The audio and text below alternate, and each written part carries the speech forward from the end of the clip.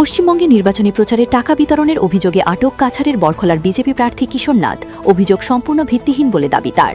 নির্বাচনী প্রচারে গিয়ে পশ্চিমবঙ্গে এক অপ্রত্যাশিত পরিস্থিতির মুখোমুখি হলেন কাছাড় জেলার বরখলা বিধানসভা কেন্দ্রের প্রাক্তন বিধায়ক তথা বিজেপি প্রার্থী কিশোর নাথ। ভোটারদের নগদ টাকা বিতরণের গুরুতর অভিযোগে তাকে আটক করেছে পুলিশ। অভিযোগ অনুযায়ী মঙ্গলবার রাতে পশ্চিমবঙ্গের উত্তর চব্বিশ পরগনা জেলার হিঙ্গলগঞ্জ এলাকায় বিজেপি প্রার্থী রেখা পাত্রের সমর্থনে প্রচার করতে গিয়ে কিশোর নাথ স্থানীয় ভোটারদের মধ্যে মাথাপিছু 500 টাকা করে বিতরণ করছিলেন। সেই সময় স্থানীয় কিছু গ্রামবাসী তাকে গাড়িসহ হাতে নাতে ধরে ফেলে। ঘটনাকে কেন্দ্র করে উত্তেজনা ছড়িয়ে পড়লে গ্রামবাসীরা সঙ্গে সঙ্গে পুলিশকে খবর দেয়। পরে হিঙ্গলগঞ্জ থানার পুলিশ ঘটনাস্থলে পৌঁছে তাকে আটক করে থানায় নিয়ে যায়।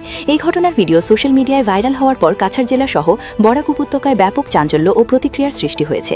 Viral video. অন্যদিকে এই সমস্ত অভিযোগ সম্পূর্ণ ভিত্তিহীন বলে দাবি করেছেন কিশোর নাথ। তার বক্তব্য, রাতে তারা একটি মন্দিরে গিয়েছিলেন এবং তার সঙ্গে থাকা এক স্থানীয় বিজেপি নেতা একটি কীর্তন সমিতিকে দেওয়ার জন্য 500 টাকা পরিশোধ করছিলেন। অন্য একটি রাজনৈতিক দলের সদস্য ইচ্ছাকৃতভাবে সেখানে বিশৃঙ্খলা সৃষ্টি করে ভুয়া প্রচার চালাচ্ছে বলেও অভিযোগ করেন তিনি। পরিস্থিতি উত্তপ্ত হয়ে উঠলে নিজের নিরাপত্তার স্বার্থে তিনি নাকি পুলিশকে খবর দেন বলে দাবি করেন কাছাড়ের বরখলার বিজেপি প্রার্থী কিশোর নাথ।